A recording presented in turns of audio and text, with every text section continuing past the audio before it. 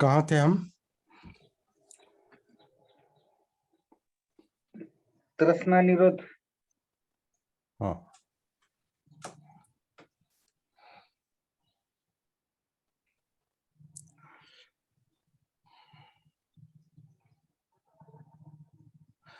तो जैसे जैसे सती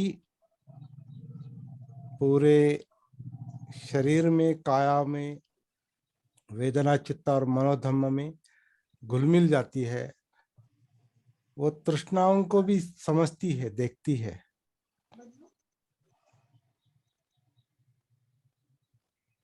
और केवल देखने से, महसूस होने से, वो सती के प्रकाश में आने से, वही वही वो प्रज्ञा है, उसे समझदारी आती है। वो समझ सती से समझदारी आती है, प्रज्ञा, और उसके कारण वो तृष्णा का स्वरूप भी समझ में आता है। तो सती के कारण जो प्रज्ञा प्रज्ञा का आरंभ होता है और प्रज्ञा बढ़ती है, और सती के साथ वो विस्तारित होती जाती है। ये जो समझ है, इसे सम्यक दृष्टि कहा है। तो सती अष्टांग मार्ग का जो सती समाधि का अंग है, आखिरी जो अंग है, तो सती से, जागृति से ही सम्यक दृष्टि संभव है। तो हम ये कह रहे थे कि अष्टांग मार्ग जो उल्टा, जो थेराटिकली उल्टा है,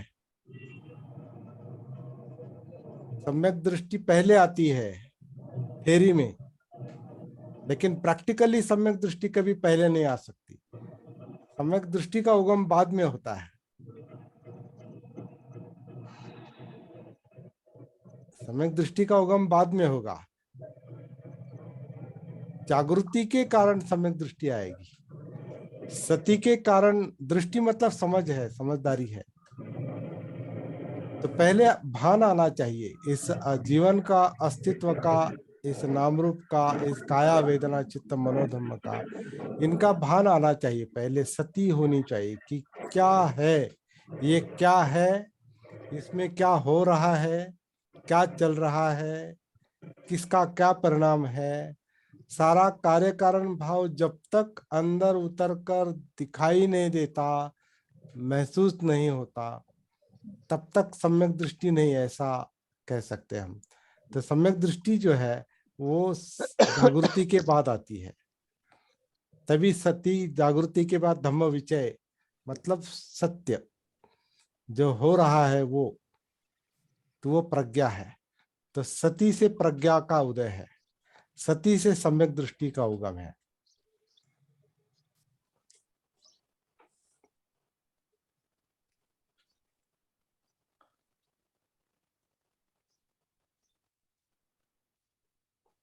समझदारी का उगम है,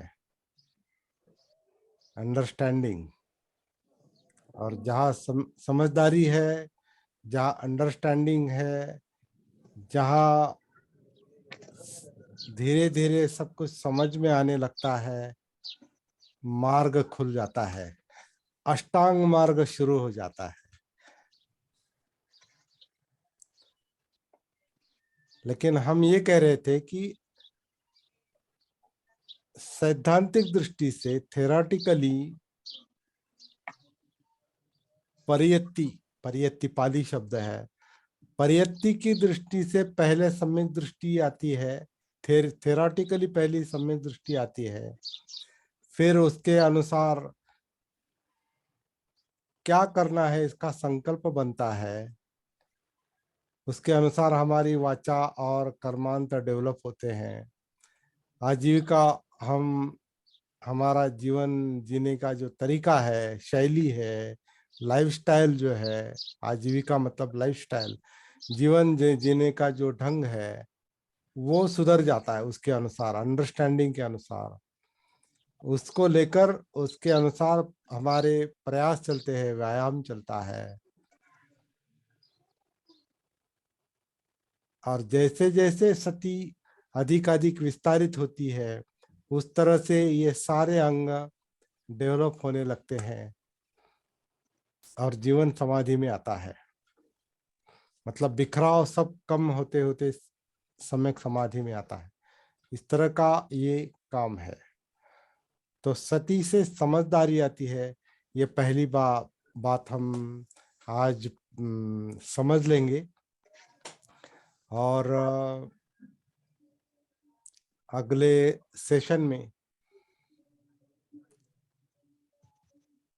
अष्टांग मार्ग पर हम और चर्चा करेंगे। तो आज हमने जो देखा वो 4 आर्य सत्य, और चौथा जो सत्य है अष्टांग मार्ग, उस पर हमने थोड़ा प्रकाश डाला है आज। बीच में ये नेटवर्क डिस्कनेक्ट हुआ था, लेकिन मेरे ख्याल से हमारा विषय डिस्कनेक्ट नहीं हुआ।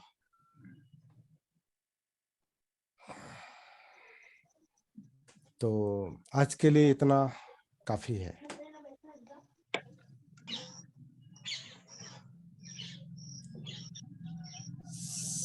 सती साधना और 4 आर्य सत्य और अष्टांग मार्ग, ये हमारा कुछ दिनों के लिए ये विषय चलता रहेगा, ये हमारा टाइटल रहेगा।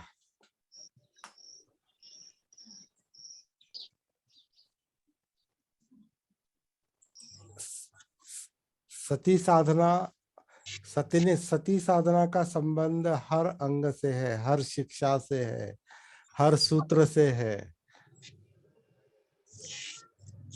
बुद्ध के हर शिक्षा के साथ सती का संबंध है, ऐसा लग रहा है। तो इसके बाद हमारा जो अनुसंधान चलेगा वो इस तरीके से चलेगा।